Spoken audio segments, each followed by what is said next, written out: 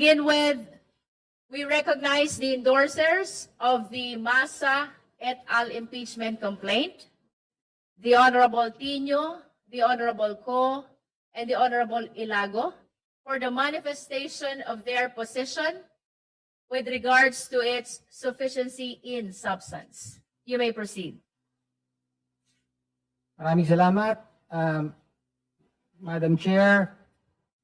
Sufficient in substance po ang impeachment complaint ni na complainant Lisa Massa et al.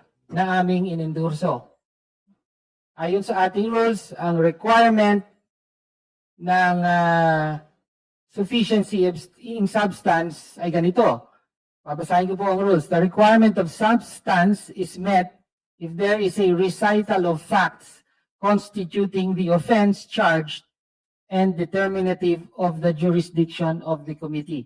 Isa-isahin po natin ang mga elemento na yan at ipapakita na kompleto po ang complaint and therefore dapat na aprubahan ang complaint na ito batay sa sufficiency in substance.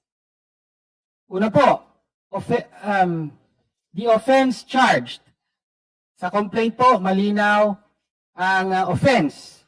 Ito po ay betrayal of public trust na isa sa mga malinaw na batayan sa konstitusyon para sa impeachment at ito ay betrayal of public trust ni Pangulong Ferdinand Bongbong Marcos Jr., impeachable official. Ano po ang betrayal of public trust? Ayon po sa konstitusyon, ito ay pagtataksil sa tiwala ng publiko o ipinagkaloob ng publiko. Ayon sa konstitusyon, public office is a public trust. Public officers and employees must at all times be accountable to the people, serve them with utmost responsibility, integrity, loyalty, and efficiency, act with patriotism and justice, and lead modest lives. No? Inilinaw pa po ng Korte Suprema sa Gonzales versus Office of the President of the Philippines. Sabi niya rito, betrayal of public trust refers to acts which are just short of being criminal but constitute gross faithlessness against public trust. Tinyo, good morning, Tinyo. Pinapahaba mo lang eh. Pinapahaba mo lang, Tinyo. Pinapahaba mo lang. Walang kwenta explanation mo. Ha? Ang gulo mo! Aray ko. Gross exercise of discretionary power o di kaya inexcusable negligence of duty. So pwedeng may ginawa, pwedeng may hindi ginawa na maaaring maging betrayal of public trust. Okay, so Tinyo, galit ako sa iyo pero next week, bati tayo kay Sara Duterte. Okay lang yan. Ha? Galit ako sa iyo ngayon. Pero next week, bati muna tayo. Si Sara dapat eh. Aray ko, aray ko, aray ko. Mayos ka, Tinyo ha. Nagkakape ako. Mayos ka! may tatlong bahagi, tatlong parte na pinagbabatayan ng betrayal of public trust. Doon po tayo sa una. Ang una po ay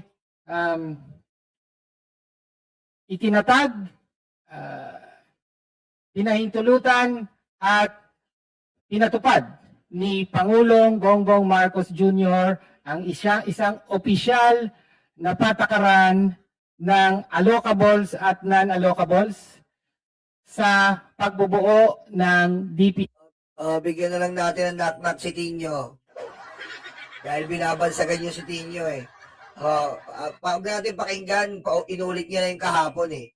Anong knock-knock ni Tinyo? Aray ko. Dali. Knock-knock, Tinyo.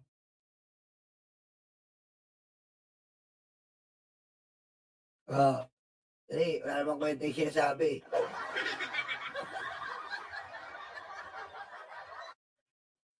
Tinyo ha. Okay. Knock-knock, Tinyo. Game. Enero, Pebrero, Marzo, Abril, Tinyo, Hulyo, Agosto, basurang impeachment.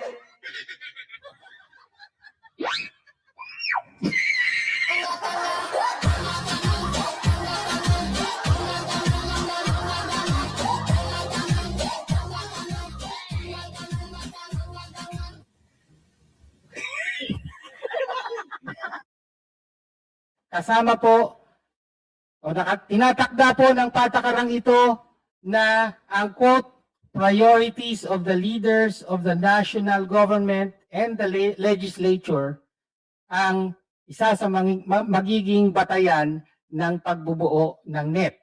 No, so malinaw po, mga individual na prioridad ng mga leaders of the national government and the legislature. So tinutukoy po niyan, walang iba kundi ang mga pinakamataas na opisyal ng ehekutibo at ng lehislatura. Fact. Recitation of fact. Okay. Isa pang recitation of fact, ayon sa testimonya ni dating Yusek Bernardo ng DPWH sa Senado, sinabi niya na ang mga leaders na ito ay siyang naging mga proponent at dumaan sa proseso ng rig bidding ang mga proyekto na naipasok sa NEP at naaprubahan sa GAA at pinagbatayan ito ng mga kickback o di kaya tinatawag niyang commitment. Actually, mga advance. Ayon sa kanya, na kahit hindi pa naaprubahan ang GAA ay binibigay na sa mga opisyal na tinatawag na proponent.